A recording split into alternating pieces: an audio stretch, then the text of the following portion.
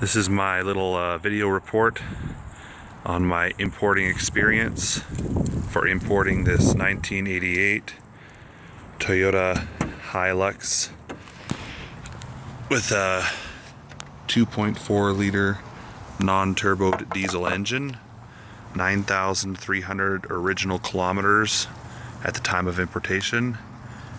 It had a number 4 rating at auction.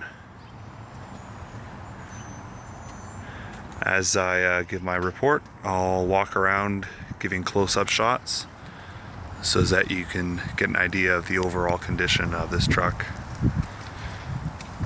So I imported this with the help of Brian at B Pro Auto. He is based out of Calgary, Alberta, and he helped me with everything. Extremely helpful. Overall importing experience was extremely good, way easier than I thought it would be. So after I decided that I did want to import something, I chose Brian because I have a friend who's imported a Subaru with him before, and he highly recommended him. So I checked out his website, made an account, and what the account does, it allows you pretty much full access to the Japanese auction sites, and that lets you look at what's all up for bid.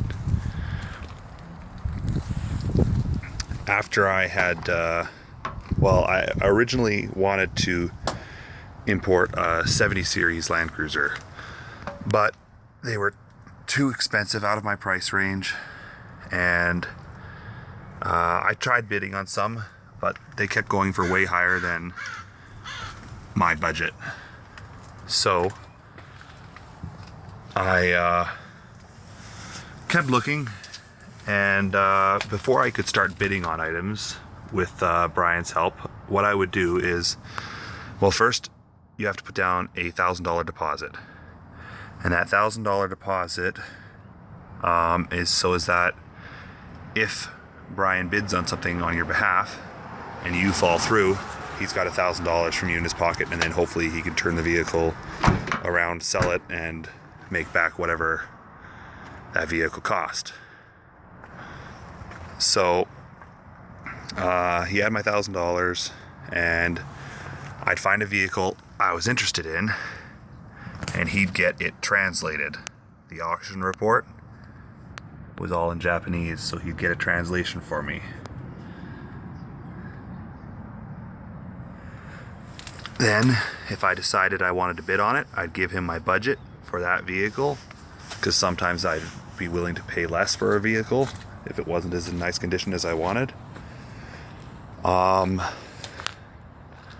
So he'd he'd bid on it and get back to me. Well, I kept not getting the 70 series Land Cruisers. They were going for incredibly high money. So I spotted this quite accidentally, and at first I kind of laughed. I was like, haha, little Toyota fire truck. But after I looked into it and saw its condition, its low mileage, and then realized that this is the same year, engine, style, everything as the top gear Toyota Hilux, I was extremely fascinated. So I got the translation, really liked what I saw, and got him to bid on it, and we got it. So after winning the bid, he sent me my bill and started to arrange for the shipping from down there back to here.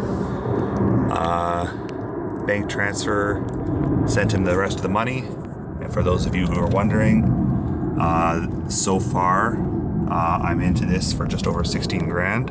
I went into it with landed price budget of 15 grand and pretty much stayed right about there. I went a little bit over, but now that it's here, I've had to do the inspections and other taxes and whatever all they charged, and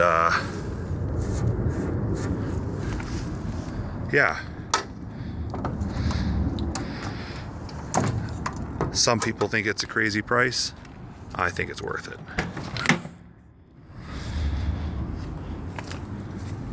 So then he arranged for all that, got it all cleaned down there, got a full service done before it left Japan. Then it took a boat ride back here, and after it arrived, it was in customs. Then it got through customs, got picked up, and then this is where I had a little bit of some troubles. It got accidentally shipped to Calgary for whatever reasons, and so this truck went all the way to Calgary before it made its way to Kelowna.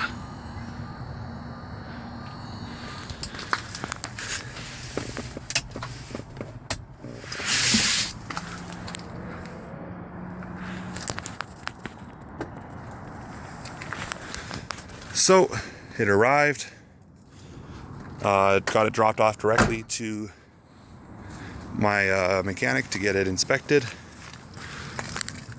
It passed the inspection fairly easily. I had to add reflectors to the back corners for it to pass, because the tail lights are not visible from the side. So I had to put these on, and it passed inspection. Since then, I've removed a lot of racks that were mounted on here. There was a ladder up on top here. There was a tray that was bolted in here that had a tray right there, and that tray would slide all the way out and lower down for a water pump to sit on that they could lift off then at like the right height. But it weighed a ton and it was in my way and it was rattling, so I took it out, as well as some other miscellaneous little racks. And there was another speaker back here, but it wasn't working, so I'm not sure if it wasn't wired in properly or what. This isn't a shovel that came with it, I just threw it in here. I need to modify this so that it fits in here properly, but that's what we figure was that what this rack was for. And it was actually registered in Japan as a 6-seater according to the paperwork. Now it's only a 2-seater here, 3 if I get another seat belt inside, because it's got the bench seat but only has 2 seat belts. But it's got seating for 4 back here in Japan anyways. But it all folds away.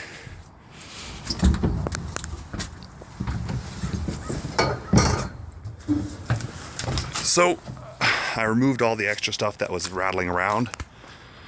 This is where a hose rack was. It was bolted all in here, and a hard suction line, like a 2.5 hard suction, wrapped around onto this. And I've removed all that for weight and vibration and everything, because it weighs so much. And this is a very slow truck, which I'm perfectly okay with. I knew that when I got into it. Could turbo it, but I'd rather not. Anyways, so I lost where I am. Kind of went on a side note there. Oh yeah, so past inspection. I had received in the mail all the paperwork from the broker. Brought that all along with the truck itself and the inspection paperwork to my insurance provider. They came out, took a look at the truck because they need to see the VIN numbers in person. And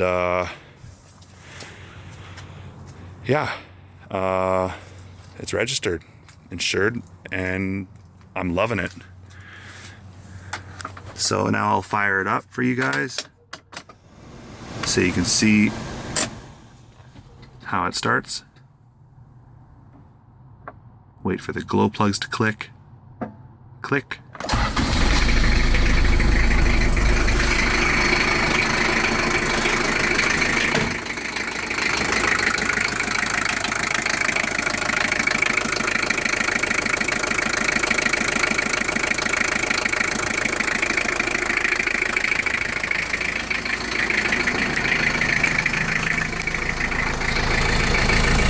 very quiet back here.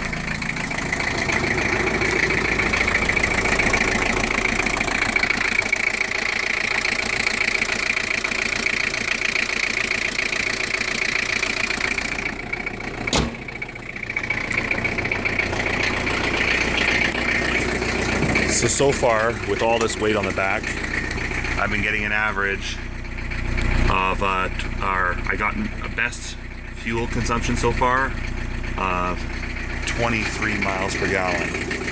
I think that's going to get better. The rust that you can see is all the paint peeled off, and now it's rusting. It's not like the Toyotas down here that rot from the inside out and then the paint falls off. This is the paint fell off and now it's starting to rust. It's not bad at all.